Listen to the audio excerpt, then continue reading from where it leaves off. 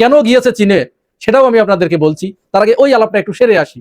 আসসালামু আলাইকুম প্রিয় ভাই ও বোনেরা, ভেরি ইন্টারেস্টিং একটা খবর আপনাদের সাথে শেয়ার করার জন্য আজকে হাজির হয়েছি। বাংলাদেশ সরকার পররাষ্ট্রনীতিতে একেবারে হযবরল একটা অবস্থা করে ফেলেছে। কি করেছে আমি সেইটা একটু বিস্তারিত আপনাদের সামনে আলাপ করতে চাচ্ছি। আসেন আল্লাহর নামে আমরা শুরু করি। জিয়াউর রহমানের আমলে যে friendship for all malice for none, অর্থাৎ সকলের সাথে বন্ধুত্ব, কারোর সাথে বৈরিতা নয়, এই যে পররাষ্ট্রনীতির মূল কথা ছিল, এইখান থেকে আওয়ামী লীগ যেমন দূরে সরে এসেছিল, বিএনপিও ঠিক আওয়ামী লীগের দেখানো পথে হাঁটতে গিয়ে একেবারে যাচ্ছে তাই অবস্থা করে ফেলেছে। একেবারে মানে এখানে লেজে গবরে অবস্থা করে ফেলেছে।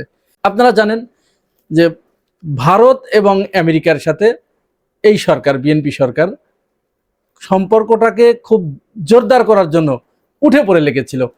অবস্থাটা এমন পর্যায়ে নিয়ে গিয়েছিল তারা, যে ভারত এবং আমেরিকার সাথে সম্পর্ক না বাড়াতে পারলে তাদের কোনো একটা জায়গা দিয়ে হয়তো তাদের বিরাট ক্ষতি হয়ে যাচ্ছে। তাদের হয় ক্ষমতা থাকছে না, অথবা তারা রাষ্ট্র পরিচালনা করতে পারবে না, অথবা তারা অন্য কোনো একটা শক্তির হয়তো মোকাবেলা করতে পারবে না।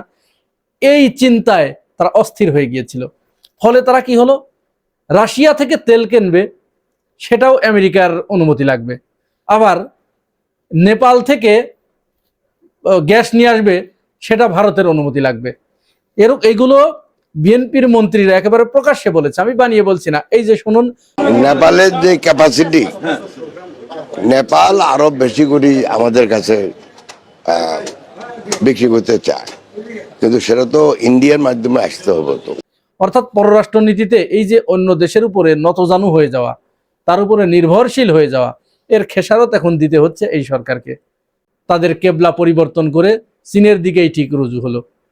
এখন এই যে চীনের দিকে কেবলা রুজু করতে যাচ্ছে, এখানেও সরকারের ভিতরে ব্যাপক বাধা আছে। আমেরিকার পক্ষ নিতে গিয়ে তারা ইরানের মতো মজলুম দেশের পক্ষে দাঁড়াতে পারে নাই, যার কারণে ইরান বাংলাদেশের উপরে ক্ষোভ প্রকাশ করেছে, বিরক্ত হয়েছে, হরমুজ প্রণালীতে বাংলাদেশের জাহাজ আটকে দিয়েছে।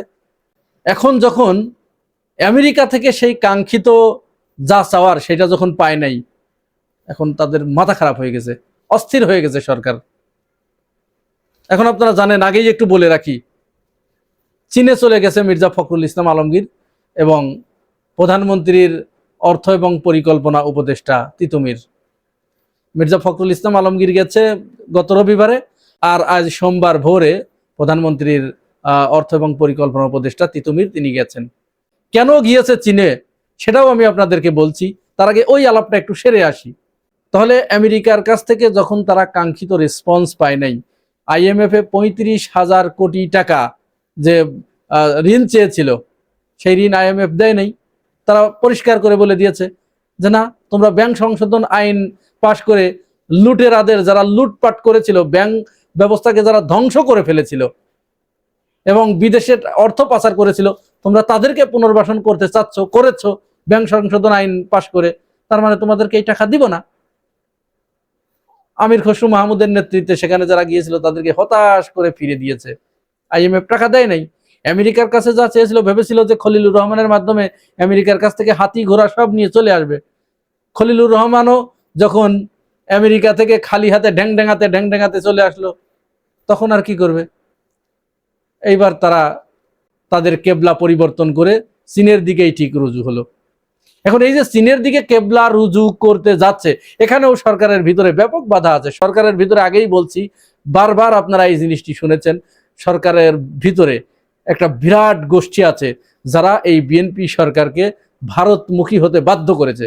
এখন এর ভিতরে দেখেন, এই যে নিতাই রায় চৌধুরী, যিনি বিএনপি সরকারের সংস্কৃতি মন্ত্রী, তিনি একটা কথা বলেছেন। তিনি বলেছেন যে শেখ হাসিনার চীন নীতি ভারত এবং বাংলাদেশের জন্য ক্ষতিকর। কেন? এখানে শেখ হাসিনার চীন নীতি বুঝলাম বাংলাদেশের জন্য ক্ষতিকর হয়েছে, উনি এখানে ভারতের কথা কেন বলবেন? তার মানে কি, তার ওনার হৃদয়ে ভারত ধারণ করে, সর্বাগ্রে ভারত, বাংলাদেশের কথাটা না বললে কেমন হয়, এই জন্য। আর এই বার্তাটা তিনি কেন বলেছেন, এই কথাটি তিনি কেন বলেছেন?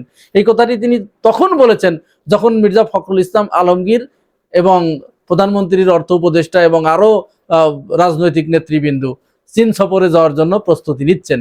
সেই সময় তিনি এই কথাটি বলেছেন। অর্থাৎ একটা বার্তা কিন্তু আগেই দিয়ে দিয়েছেন যে হ্যাঁ, তোমরা তো সেখানে যাচ্ছ, যাও, কিন্তু এটা মনে রেখো, চীন কিন্তু ভারত এবং বাংলাদেশের জন্য ক্ষতিকর। বার্তা কিন্তু একটা পৌঁছে দিয়েছে। মনে আছে শেখ হাসিনার কথা আপনাদের? শেখ হাসিনা যখন সবাইকে পাশ কাটিয়ে ভারতের কোথায় উঠতো আর বসতো, নীল ডাউন দিত, শেষের দিকে এসে যখন আর কোনো কাজ হলো না, অর্থনীতি একেবারে ভেঙে পড়লো, তখন তড়িঘড়ি করে কিন্তু চীনে চলে গিয়েছিলেন 4,000 বিলিয়ন ঋণ সহায়তা আনার জন্য। এরপরে চীন ওখান থেকে অনেকটা বলা চলে উষ্ঠা দিয়ে যখন তাড়িয়ে দিল, খালি হাতে যখন বিদায় করে দিল, সফরের 2 দিন বাকি থাকতেই কিন্তু ফিরে এসেছিল। আসার অল্প কয়েকদিন পরেই শেখ হাসিনা সরকার ভেঙে পড়লো, থাকতে পারলো না। বিএনপির ক্ষেত্রেও কিন্তু ঠিক সেটাই হলো। IMF এর কাছে ঋণ সহায়তা চাইলো, সেখান থেকে খালি হাতে ফিরে এলো। আমেরিকার কাছ থেকে খালি হাতে ফিরে এলো। এইবার তারা চীনে যাচ্ছে। চীনে গিয়ে কি সম্পর্ক জোরদার করার জন্য গেছে, ঋণ সহায়তার জন্য গেছে। যতই নিতাই রায় চৌধুরী এই বার্তা দিক না কেন যে শেখ হাসিনার চীন নীতি ভারত এবং বাংলাদেশের জন্য ক্ষতিকর, পররাষ্ট্র নীতিতে ভারসাম্য আনার জন্য চীনের প্রতি তাকে ঝুঁকতেই হবে।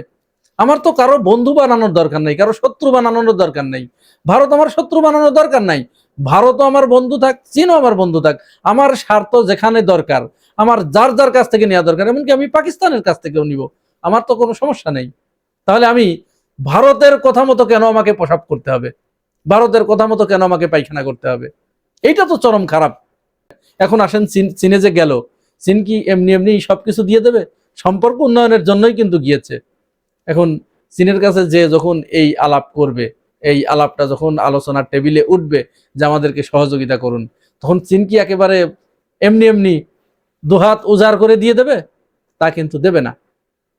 এবং দেবে যে না, চীন কিন্তু এখানে ডেকে নিয়ে গেছে। খেয়াল করবেন একটা বিষয়, কয়েকদিন আগে বাংলাদেশের চীনের যিনি রাষ্ট্রদূত, তিনি কিন্তু তারেক রহমানের কাছে চিঠি লিখেছিলেন তার সাথে সাক্ষাতের জন্য। তার মানে সরকার গঠনের পরে চীনের মতো একটা দেশের রাষ্ট্রদূতের সাথে সরকারের সাক্ষাৎ করার সুযোগ হয় নাই। পরে কিন্তু ভাবসাব দেখে, চীন তো তারা তো আন্তর্জাতিক খেলোয়াড়, ভাবসাব দেখে দেখছে যে তারা আমেরিকার প্রতি ঝুঁকছে, তারা ভারতের প্রতি ঝুঁকছে।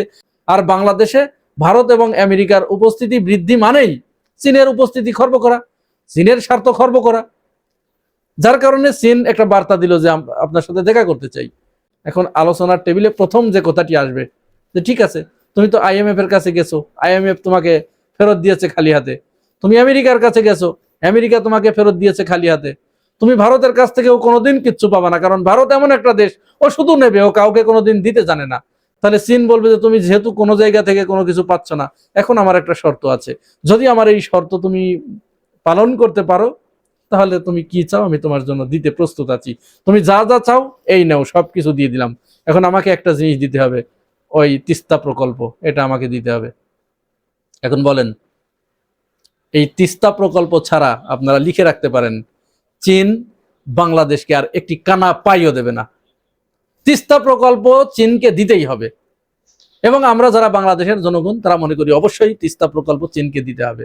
কারণ এখানে ভারতের যে আধিপত্য কায়েম হয়েছে, এর জন্য এই আধিপত্য কিছুটা কমানোর জন্য আমার শত্রু বানানোর দরকার নাই। আগেই বলেছি, শত্রু বানানোর দরকার নাই।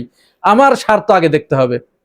আমি কার দ্বারা আমার ভূখণ্ড সংরক্ষিত হবে, আমার স্বার্থ সংরক্ষিত হবে, এইটা আমাকে দেখতে হবে।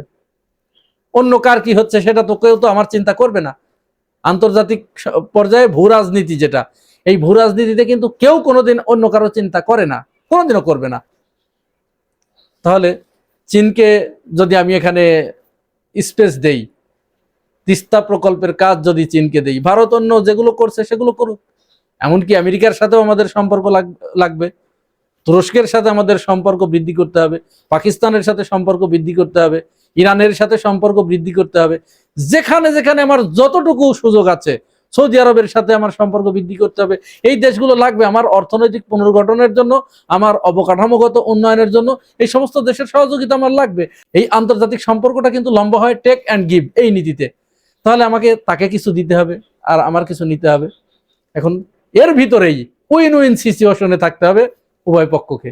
আমাকে উইন উইন সিচুয়েশনে থাকতে হবে, যেন আমি জিতে গেলাম এরকম পরিস্থিতিতে। যাই হোক, এখন মির্জা ফখরুল ইসলাম আলমগীরের নেতৃত্বে যে 19 সদস্যের টিম চীনে গেছে, চীন থেকে তারা কিভাবে কি করে আসে এবং চীনের সাথে সম্পর্ক কতটুকু জোরদার করতে পারে, এটি এখন দেখার বিষয়। হয়তো এর পরেও সরকারের উচ্চ পর্যায়ে আরো সফর লাগবে এবং সরকার যাবেও, সেই পর্যন্ত আমাদের অপেক্ষা করতে হবে। প্রিয় ভাই ও বোনেরা, আপনাদের কাছে কি মনে হয়, বাংলাদেশের কি চীনের সাথে সম্পর্ক বৃদ্ধি করা উচিত, নাকি আমেরিকা এবং ভারতের প্রতি নতজানু হয়ে থাকা উচিত? জানাবেন কমেন্টস করে। আর আমার এই চ্যানেলে যদি নতুন হয়ে থাকেন তাহলে আমার পাশে থাকবেন, চ্যানেলটি সাবস্ক্রাইব করে। আজ এ পর্যন্তই, ভালো থাকবেন, আল্লাহ হাফেজ।